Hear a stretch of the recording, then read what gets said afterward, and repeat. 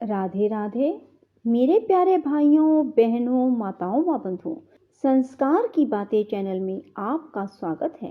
बंधुओं, आज बड़ा मंगलवार मैं आपके लिए लाई हूँ हनुमान जी की कथा। बंधुओं, मंगलवार के दिन हनुमान जी की इस कथा को सुनने मात्र से हनुमान जी आपके सभी कष्टों को शीघ्र अतिशीघ्र हर लेंगे। आपके सभी काम स्वयं ही बनते चले जाएंगे।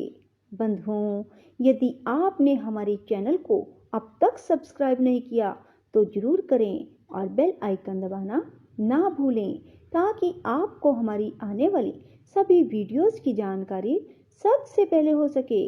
बंधुओं, वीडियो को पूरी सुनने के बाद कमेंट बॉक्स में जय हनुमान जरूर लिखें। माता अंजना अपने प्राण प्रिय पुत्र हनुमान जी का लालन पालन बड़े ही मनोयोग पूर्वक करती थी। कपिराज केसरी भी उन्हें अतिशय प्यार करते। जब हनुमान जी प्रसन्नता पूर्वक किलकते तो अंजना और केसरी आनंद मगन हो जाते। हनुमान की बाल क्रीड़ाएं अत्यंत आकर्षक और सुखद तो थी ही, अद्भुत भी थी। एक बार कपिराज केसरी कहीं बाहर गए हुए थे। माता अंजना भी बालक को पालने में लिटाकर वन में फल फूल लेने को चली गई। बालक हनुमान जी को भूख लगी। माता की अनुपस्थिति में वे हाथ पैर उछाल उछाल कर क्रंदन करने लगे। सहसा उनकी दृष्टि प्राची के क्षितिज पर पड़ी। अरुणोदय हो रहा था। उन्होंने सूर्य के अरुण बिंब को लाल फल समझा। तेज और पराक्रम के कारण अवस्था अपेक्षित नहीं, यहाँ तो हनुमान जी के रूप में अंजना की गोद में प्रत्यक्ष प्रलयंकरकारी शंकर 11वें रुद्र क्रीड़ा कर रहे थे। वायुदेव ने पहले ही उन्हें उड़ने की शक्ति प्रदान कर दी थी। हनुमान जी उछले और वायु वेग से आकाश में उड़ने लगे। पवन पुत्र तीव्र गति से उड़ते चले जा रहे थे। उन्हें इस प्रकार वेग पूर्वक उड़ते देखकर देव दानव और यक्ष आदि विस्मत होकर कहने लगे, इस वायु पुत्र के वेग के तुल्य वेग तो स्वयं वायु, गरुड़ और मन में भी नहीं है। इसी आयु में शिशु का ऐसा वेग और पराक्रम है तो यौवन काल में इसकी शक्ति कैसी होगी। वायु वेग ने अपने पुत्र को सूर्य की ओर जाते देखा तो उनके मन में चिंता हुई, मेरा यह बच्चा कहीं सूर्य की प्रखर किरणों से झुलस ना जाए। इस प्रकार वे बर्फ के समान शीतल होकर उनके साथ चलने लगे। सूर्य देव ने अलौकिक बालक को अपनी ओर आते देखा तो उन्हें समझने में देर ना लगी कि ये पवन पुत्र अपने पिता के वेग से मेरी ओर आ रहे हैं और स्वयं पवन देव भी उनकी रक्षा करने के लिए साथ ही उड़ रहे हैं। सूर्य देव ने अपना सौभाग्य समझा, आहा, स्वयं भगवान चंद्रमौली ही हनुमान जी के रूप में मुझे कृतार्थ करने के लिए पधार रहे हैं। अंशुमाली की अग्निमयी किरणें शीतल हो गई। हनुमान जी सूर्य के रथ पर पहुंचकर उनके साथ क्रीड़ा करने लगे। संयोग की बात, उस दिन अमावस तिथि थी। सिंह का पुत्र राहु सूर्य देव को ग्रसने के लिए आया तो भुवन भास्कर के रथ पर बैठे हुए उस बालक को देखा। राहु बालक की चिंता ना कर दिन मणि को ग्रसने के लिए आगे बढ़ा।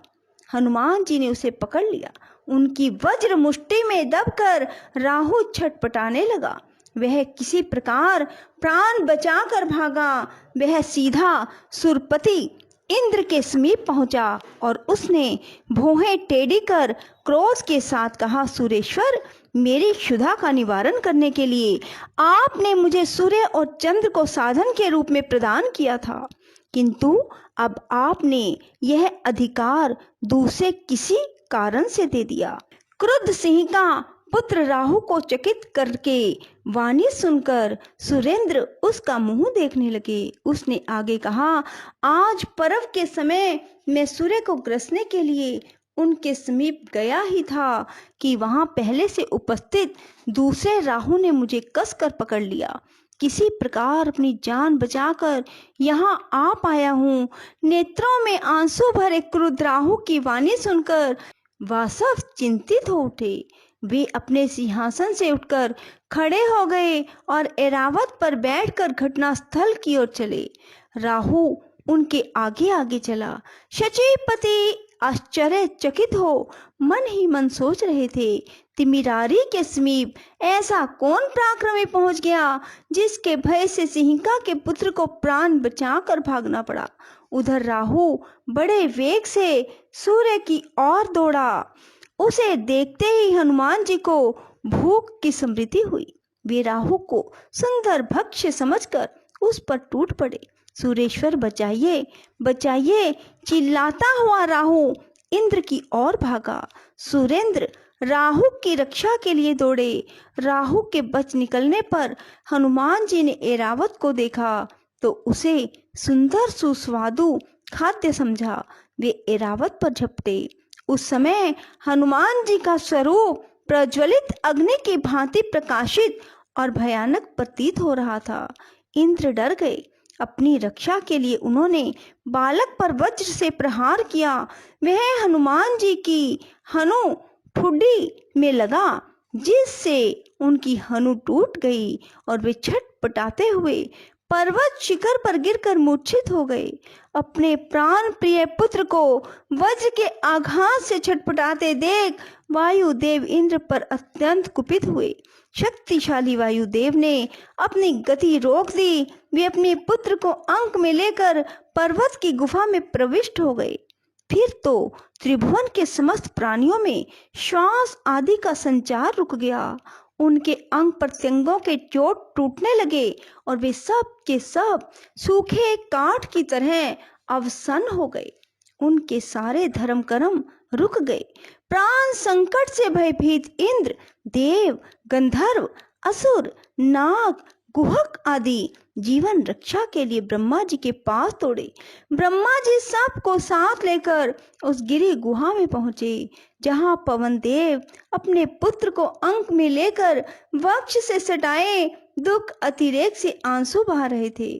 मूर्छित हनुमान जी की सूर्य, अग्नि एवं स्वर्ण के समान अंग कांति देखकर चतुर्मुख चकित हो गए। अपने सम्मुख सृष्टा को देखते ही पवन देव पुत्र को गोद में लेकर खड़े हो गए। उस समय हनुमान जी के कानों में अलौकिक कुंडल हिल रहे थे।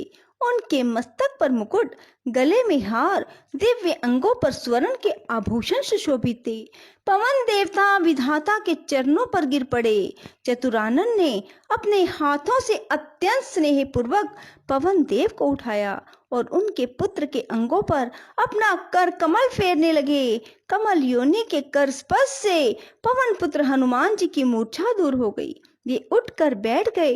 अपने पुत्र को जीवित देखते ही जगत के प्राण स्वरूप पवन देव पूर्ववत बहने लगे और त्रैलोक्य को जीवन दान मिला। ब्रह्मा ने संतुष्ट होकर हनुमान जी को वरदान प्रदान करते हुए कहा, इस बालक को ब्रह्म शाप नहीं लगेगा और इसका कोई अंग कभी भी शस्त्र अस्त्रों से नहीं छिद सकेगा। फिर भी उन्होंने सुर समुदाय से कहा, देवताओं, यह असाधारण बालक भविष्य में आप लोगों का बड़ा हित साधन करेगा, अतएव आप लोग इसे वर प्रदान करें। देवराज इंद्र ने तुरंत प्रसन्नता पूर्वक हनुमान जी के कंठ में अम्लान कमलों की माला पहनाकर कहा, मेरे हाथ से छटे हुए वज्र के द्वारा इस बालक की हनु टूट गई थी, इसलिए इस कपि श्रेष्ठ का नाम हनुमान होगा। इसके अतिरिक्त इस बालक पर मेरे वज्र का कोई प्रभाव नहीं पड़ेगा और इसका शरीर मेरे वज्र से भी अधिक कठोर होगा। बोलो पवन पुत्र हनुमान की जय। राधे राधे। जय श्री कृष्णा। बंधुओं, यदि आपको हमारी वीडियो पसंद आए तो इसे लाइक करें और शेयर भी जरूर करें। धन्यवाद।